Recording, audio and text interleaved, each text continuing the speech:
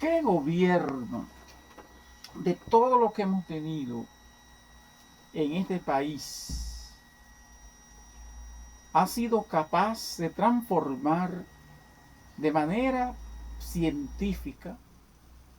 el proceso educativo dominicano? Tal vez si hubiésemos dejado que el profesor Juan Bosch desarrollara su gobierno de 4 años, que un grupo de esbirros y politiqueros y politicatros y enfermizos brotaron ese gobierno con el delirio político que padece América Latina y sobre todo con la mala fe política, social, tumbaron ese gobierno y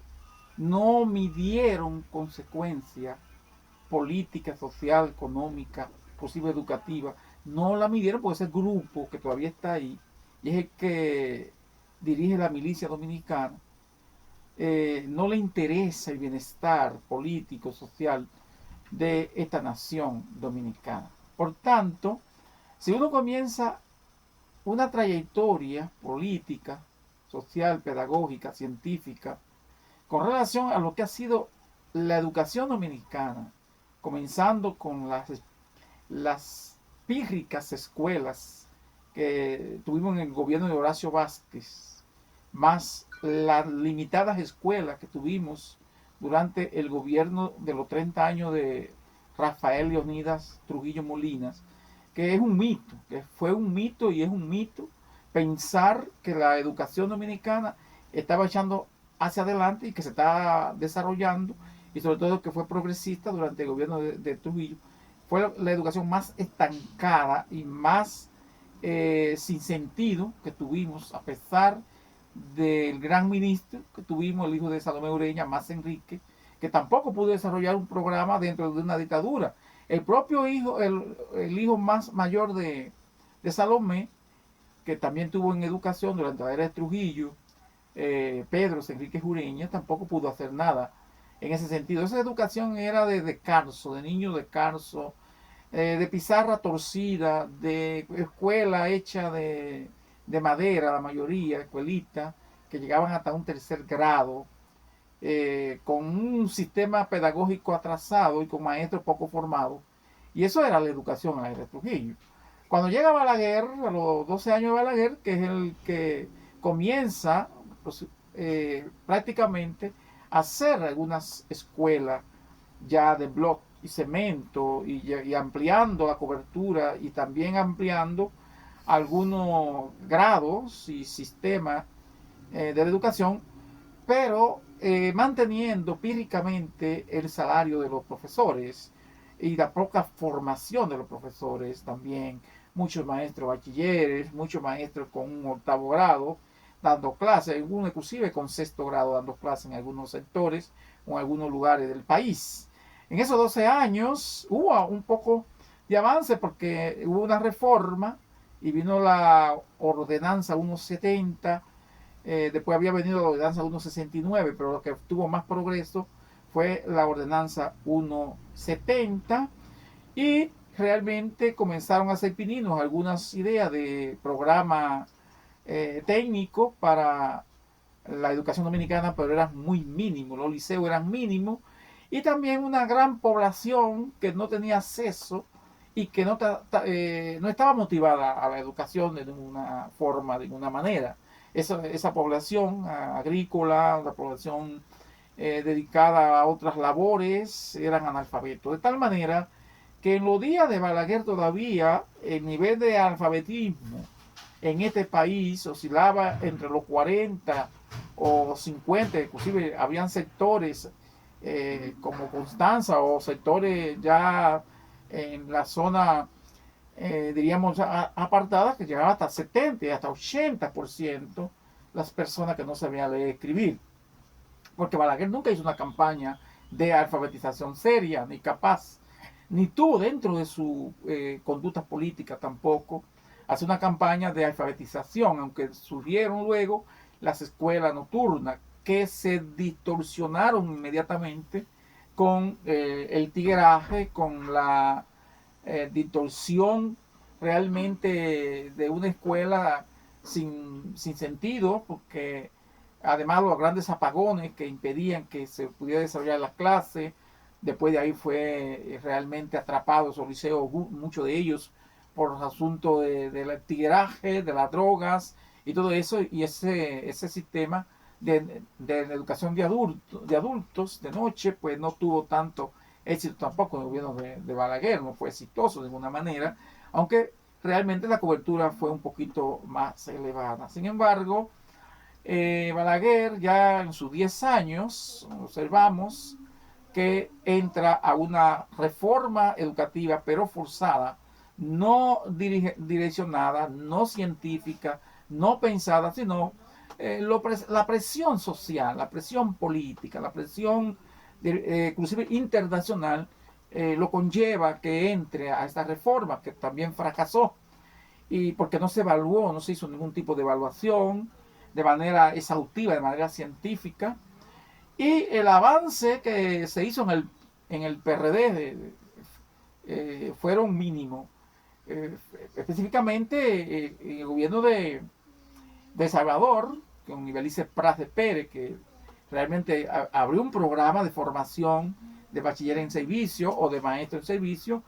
y eso fue elevando la calidad de los profesores. Y además, las dos tandas, porque trabajaba dos tandas de trabajo por un solo salario. Entonces, también Ibelice Pras de Pérez, en el gobierno de Jorge Blanco, eso también aumentó, y se aumentó el sueldo a los profesores de 90 a 125 pesos. Luego la dos tandas que se hizo, entonces, propiamente cuando ya Balaguer viene, el sueldo de los maestros está como 750 pesos. Realmente de las dos tandas eran como 450 en una tanda y 450 pesos en otra. Lo que quiero decir con esto es que si observamos todos los gobiernos, los que tienen de larga duración, porque no voy a hablar del ILIS, que eso fue en materia de educación, eso no existía, es un fiasco. Todos estos gobiernos, entonces, ninguno de ellos han hecho tanto esfuerzo por educación. Bueno, con Lionel, pues realmente hubo una delicadeza un poco más cuidadosa, primero con el aumento de los profesores, luego con la formación de algunos profesores, la tecnología en unas escuelas, eso que realmente fue la educación después de ahí que ha tomado más giro, y sobre todo que un aspecto muy importante durante este gobierno de Lionel, se podría decir que fue que la sociedad dominicana entonces como que se apodera un poco más del proceso educativo, y hay una preocupación mayor, y ahí entonces comienza, aparece en el 97 realmente una nueva ley de educación, que ya se elimina la vieja ley de educación trujillista de la 2909 de 51. Entonces realmente comienza una nueva reforma, diríamos, una nueva mentalidad política educativa con esa ley, que es la que está en vigencia todavía, que yo creo que la van a modificar. Y quiero concluir esta parte, porque voy a dejar para hacer un análisis más tarde sobre el gobierno de Hipólito Mejía y la educación cuando fue ministra en Milagros Tibós. Se hicieron algunos aportes, llegaron el dinerito a la madre soltera a la escuela. Después, entonces, con la profesora Josefina lleva, Josefina Valenzuela, ¿no? Josefina Fernández Valenzuela, lleva entonces un aspecto muy importante, que es mandar dinero, una descentralización productiva, porque comienza a llegar dinero a las escuelas para que los propios directores puedan hacer su presupuesto, su POA. Se comienza a manejar el concepto de POA, y realmente ya hay algunas escuelas con muchísimos recursos, porque era por la cantidad de estudiantes. La escuela entonces con otro perfil, puede uno ver nevera, puede realmente ver muchos abanicos, la escuela entonces ya tiene otro perfil. Dos cosas que yo pienso que podríamos ver en la educación dominicana son el Pacto por la Educación, el gobierno de Danilo Medina, y realmente esa parte que habría que analizar, el 4% que también vino en el gobierno de Danilo, y sobre todo la cantidad de aulas que Danilo construyó, que fueron muchísimas. Eso es la verdad, aunque la jornada extendida realmente achicaba el propio programa, porque cuando se hacían 24 aulas, realmente si eran de 2 tandas, como siempre lo hubo, entonces había más cobertura y había menos población en los grados y en los cursos. Por tanto, sería eso muy importante analizar, y que de una u otra manera creo, y estoy más que seguro, que hay que analizar lo que ha sido la jornada extendida aquí en la República Dominicana, el aporte que ha producido, las debilidades que ha tenido, la amenaza que hay, y sobre todo la ventaja que hemos logrado y alcanzado después de la jornada extendida, que son muchísimas. Y ahí entonces con el ministro Navarro, pues había una tendencia, había una cultura de reconvertir muchos liceos que eran académicos en liceos politécnicos. Tenemos casi más politécnicos en el país que liceos académicos, que tienen otro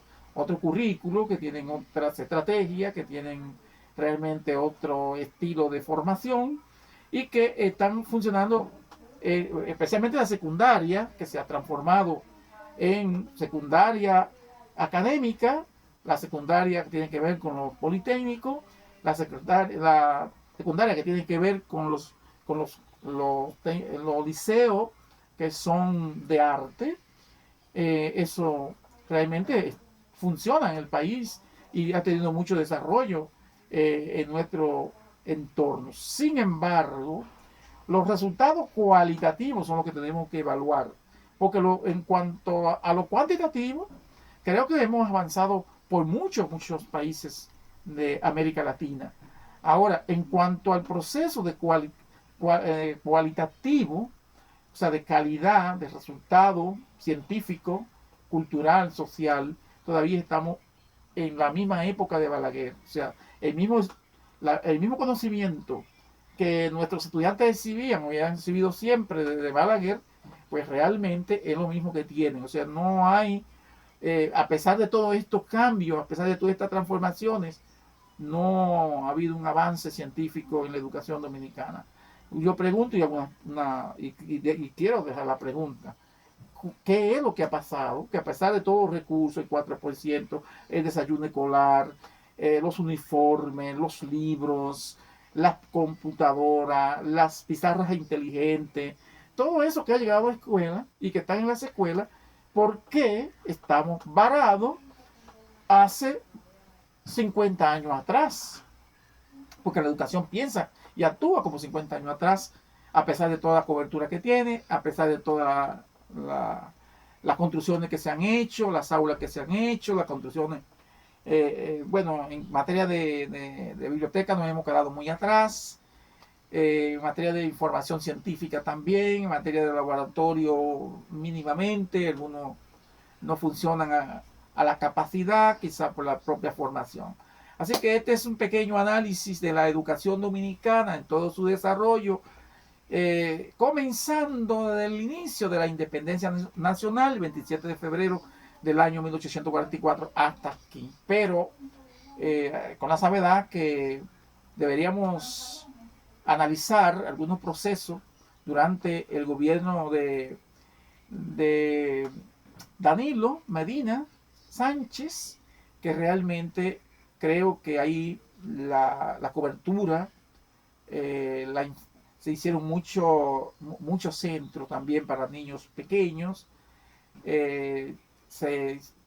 hizo una cobertura más amplia también de aulas, pero eso hay que analizarlo al paso. Muchas gracias, bendiciones,